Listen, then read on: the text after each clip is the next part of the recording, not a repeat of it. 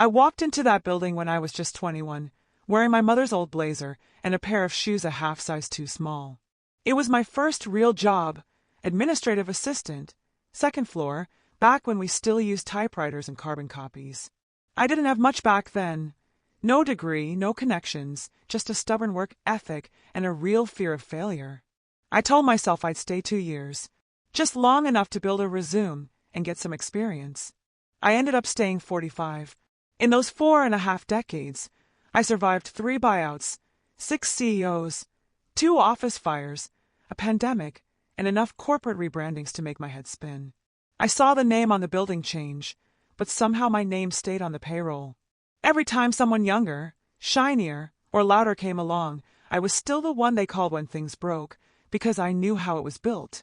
I trained their new managers, rewrote their manuals, covered for them during every crisis, and gave them the history no one else could. But people don't value that kind of memory anymore. They call it legacy knowledge, like it's a relic. The truth is, I gave up a lot for that job. My daughter learned how to braid her own hair because I was stuck late finishing quarterly reports.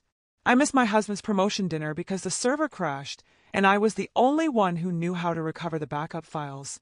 I even signed my mother's hospice papers over a lunch break. I used to tell myself it was worth it, that hard work meant something, that loyalty paid off. They used to say I was the backbone of the company. But you know what happens to backbones when people get older? They're the first thing to break down. And maybe I should have seen the writing on the wall when the new COE was announced. Young, Harvard MBA, more followers on LinkedIn than I had contacts in my phone. First week on the job, and he walked past me without saying a word, just nodded like I was part of the wallpaper. Like the furniture. I told myself not to take it personally. He was busy. New role, new pressures. I'd seen execs come and go before. They all settle eventually. But this one felt different. His emails were always buzzwords, his meetings were optics, and every decision he made was about cost efficiency over competence. Suddenly, people I'd mentored were getting pushed out, replaced by consultants with big smiles and no roots. My office was moved twice in 6 months. My name started disappearing from invites. One day I walked into the break room and the bulletin board, the one I'd curated for years with birthdays, anniversaries, retirements, it had been taken down. Replaced with a digital display that no one even looked at. Still I stayed. I showed up early. I volunteered for the messy jobs no one else wanted. Because somewhere in my bones, I believed someone upstairs still remembered what I'd built.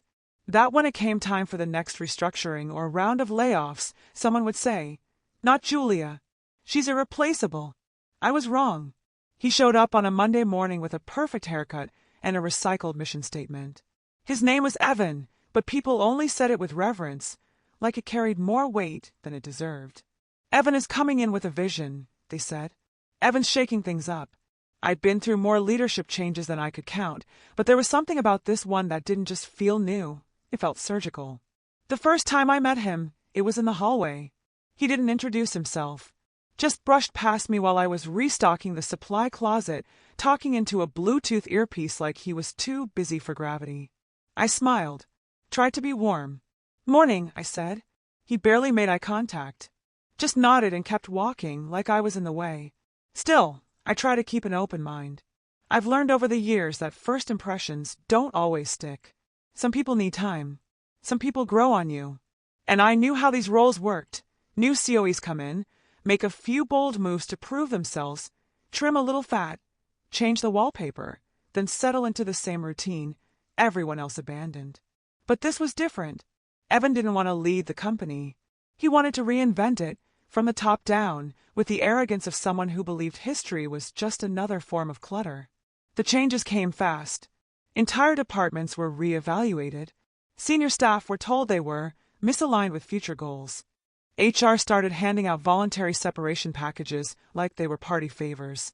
Half the names on the directory disappeared in 3 months. And me, I became invisible. Meetings I'd led for a decade were suddenly streamlined. My budget authority vanished. Tasks I'd handled without question were suddenly being reassigned to people who had to Google how to do them. My name started dropping off CC lists. I was told I was too operational. I didn't know what that meant until a younger manager explained it to me with pity in her voice. He wants strategic people, Julia. People who think ahead, not people who keep things running. I bit my tongue. I thought about all the nights I'd spent at that office making sure things didn't fall apart. About how I kept a Rolodex on my desk, not for nostalgia, but because I knew 3 IT vendors by name and could get them on the phone in under 5 minutes. About how I once managed payroll from my kitchen table when our system crashed in 2007. That wasn't strategic. I tried to speak up once. Scheduled time on Evan's calendar. I figured maybe he just didn't know me, really know me. Maybe if he understood what I brought to the table, he'd see I wasn't just a relic. I was the foundation. The meeting lasted 6 minutes. He listened, nodded in that detached, consultant-y way, and said, "I appreciate your commitment, Julia. But this company has to evolve." And just like that, I knew. It wasn't personal. It was math. He didn't care how many years I'd given, or how many storms I'd weathered. I was a line item. A high-salaried line item with too many vacation days banked and too much history tied to old systems he wanted to erase. So I stopped trying to fit in. I started watching, listening, and I began to notice something else, something no one else was really talking about. Some of the contracts he was signing didn't follow protocol. Some of the vendor agreements were missing documentation. I'd seen this kind of corner-cutting before, in the early 90s when the company flirted with bankruptcy. Only this time, it wasn't desperation. It was ego. But I stayed quiet, because I still had hope. Maybe he'd come around. Maybe someone would notice. Maybe, just maybe, I'd survive this regime like I had the others. But deep down, I knew the axe was coming. And when it did, it wouldn't fall fast. It would land with a smile and a severance check, a box of memories, a carefully worded statement, and a handshake that said, "Thanks for everything. Don't let the door hit you." I just didn't know yet that when it did come, I wouldn't be the one with something to lose. The calendar invite came on a Thursday morning. No subject line. Just check-in. Evan and HR. Scheduled for Friday at 4:30 p.m., the corporate equivalent of a late-night phone call from a hospital. I stared at it for a long time, my cursor hovering over the accept button. I didn't click right away. I just sat there, heart tapping a slow warning against my ribs. I'd been around long enough to know the shape of things before they're said out loud. Friday afternoon, the office was already half empty, the way it always got before a holiday weekend. People had logged off early, laughing in the elevators, their minds already in beach chairs. But not me. I sat at my desk like it was any other day, watching the clock melt toward 4:30. At 4:28, I stood, straightened my blazer, and walked down the hall like I wasn't about to have my legacy rewritten in half a paragraph. The room was cold, lit too bright, like they didn't want shadows to exist. Evan was already seated at the end of the glass conference table, one arm draped casually across the back of his chair like he was about to pitch a startup. Across from him sat a woman from HR I barely recognized, young, polished, with that same empty empathy I'd heard in every exit interview I'd ever overheard. "Julia," Evan said, standing like he'd just remembered basic manners. "Come in, sit down." I did, and I already knew. They started with compliments, thin, rehearsed corporate flattery. "We want to honor your contribution. Your tenure is truly exceptional.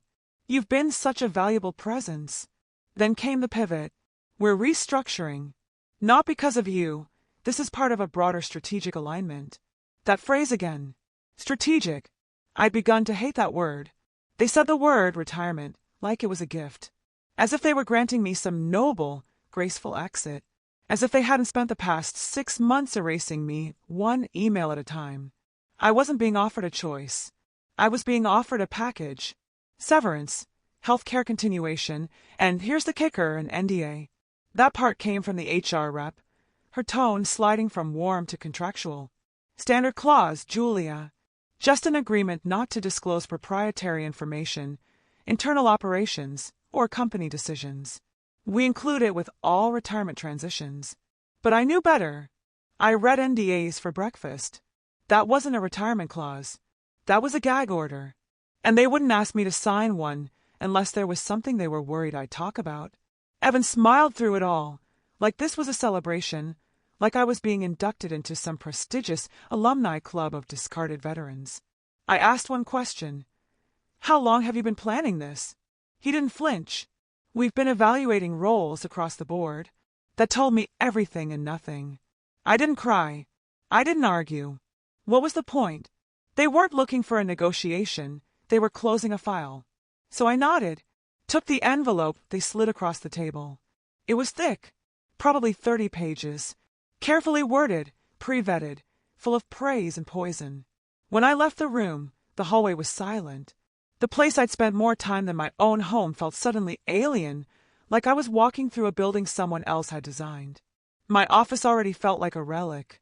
I packed my things in a company-issued cardboard box, the kind they always had ready when someone left, suddenly. I took only what mattered.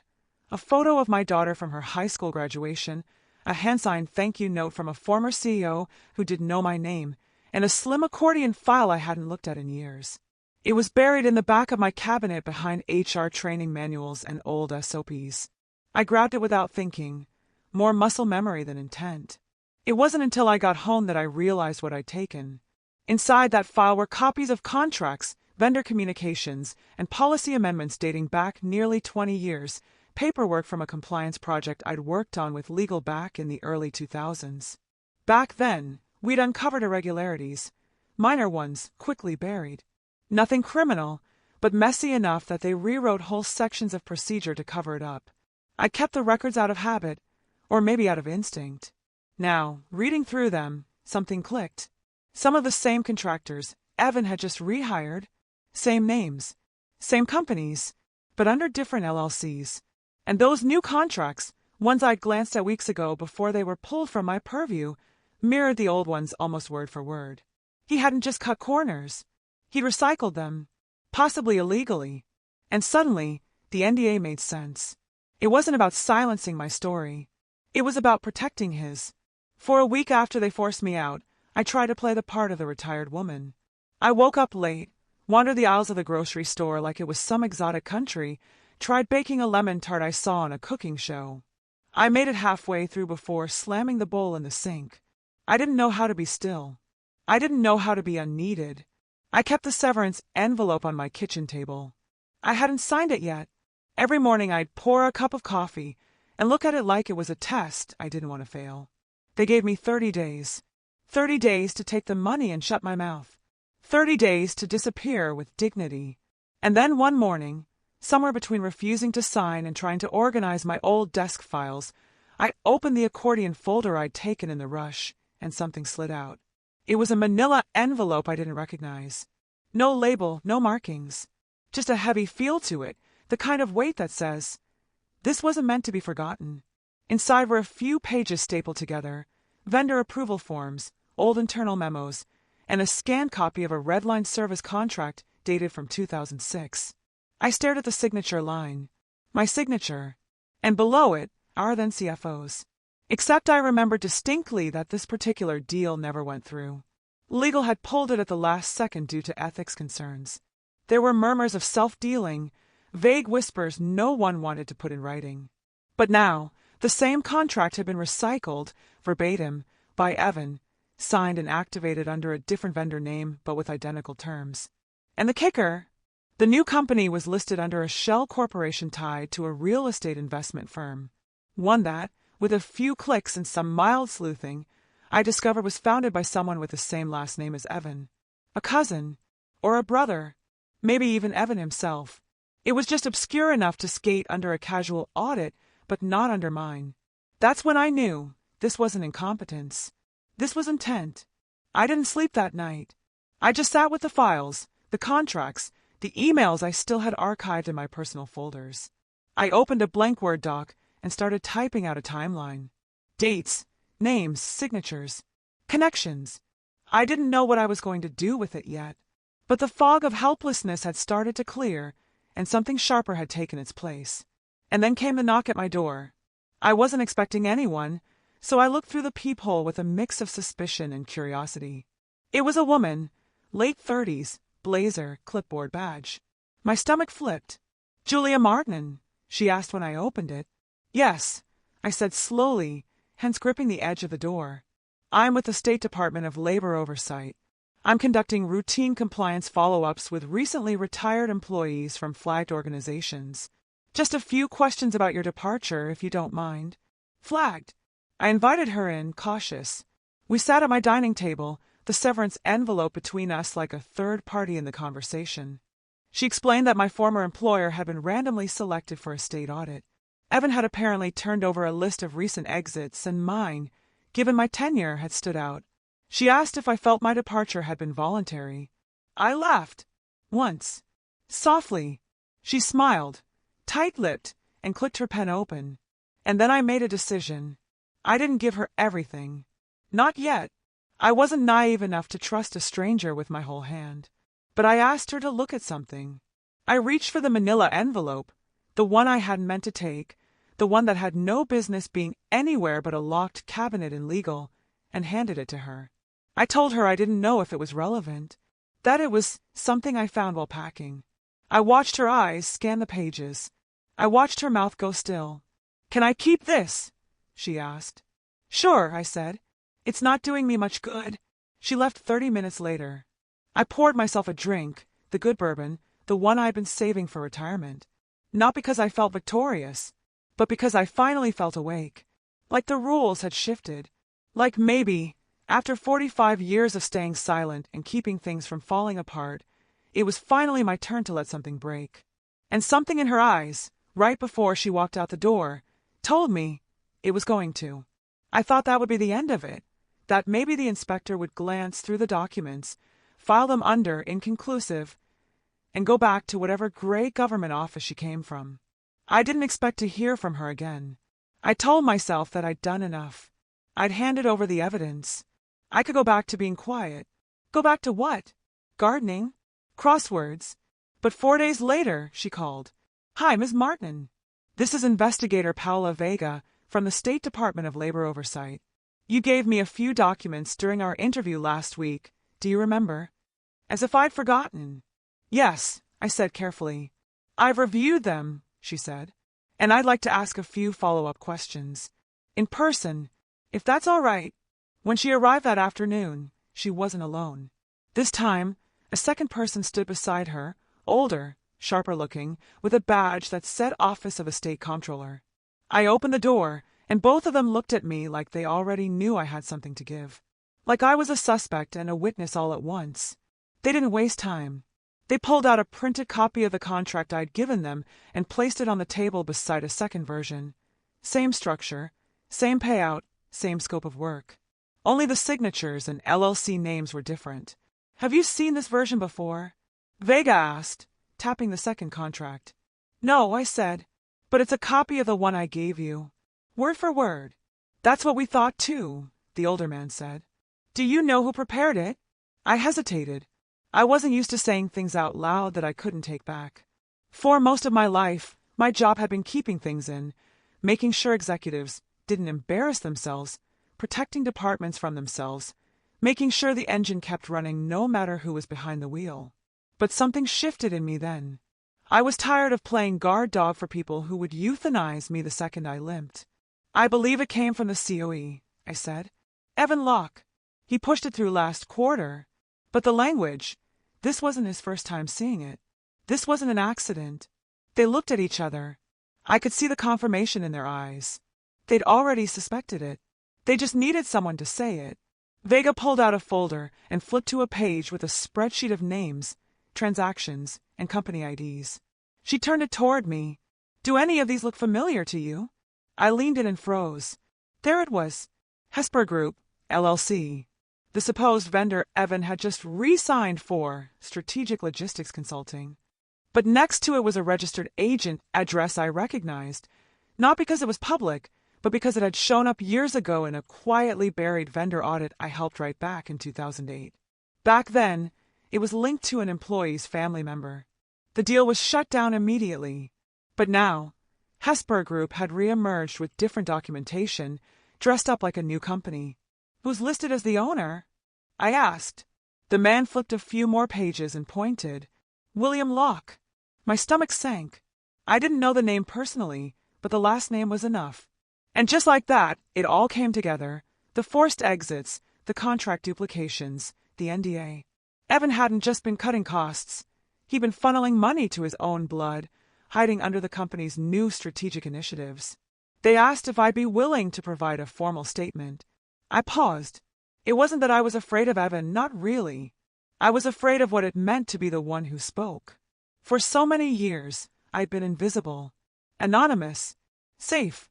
Now I had a choice, be the silent casualty or the accidental whistleblower. Either way, I wasn't going back to who I was before. I will, I said. The interview took 2 hours. They recorded everything. I gave them dates, names, internal procedures, my old login credentials, even the names of 2 other employees who'd been quietly forced out under similar circumstances. When they finally stood to leave, Vega turned to me and said, "Julia, you might have saved a lot more than just your legacy." After they left, I sat alone at the table for a long time. My phone buzzed with a calendar alert, just muscle memory from years of managing meetings that weren't mine anymore. I deleted it. Then I opened my laptop. I hadn't logged into LinkedIn in years. I updated my profile for the first time since 2015. Not because I wanted another job, but because for the first time in a long time, I realized I had a story to tell. One that wasn't about being a footnote in someone else's success. One that was finally about me. At first, it was quiet, too quiet.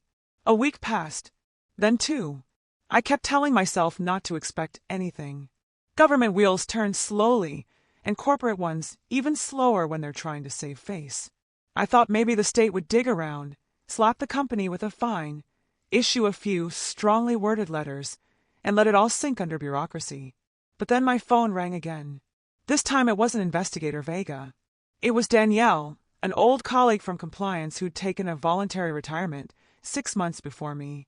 I hadn't spoken to her since the company's holiday party in 2019, when we stood next to the open bar wondering why our years of loyalty always seemed to come with smaller bonuses than the interns who posted selfies on Slack. Her voice was shaky when she spoke. "Julia," she said, "have you seen the news?" I pulled it up while she stayed on the line. There it was, in black text on a glowing screen. State opens fraud investigation into Locke and Associates following whistleblower allegations. The headline was buried under the day's finance stories, but it might as well have been a billboard. The article mentioned anonymous sources, a longtime employee with extensive internal documentation. I felt a strange mix of pride and nausea reading those words. Me. They were talking about me. After a lifetime of keeping things in line, I had finally pulled the thread. It got worse for them fast. By the end of the week, multiple outlets had picked it up. The company issued a vague press statement about cooperating fully with state authorities and reviewing internal protocols. But you don't review protocols when things are fine. You do it when you're caught. Evan's face was no longer at the top of the company website. His bio disappeared. No announcement, no explanation, just gone. Rumors swirled across LinkedIn. Leave of absence. Executive restructuring. Family emergency. But those of us who knew the game knew what it really meant. He was either lawyered up or being made the scapegoat by the board.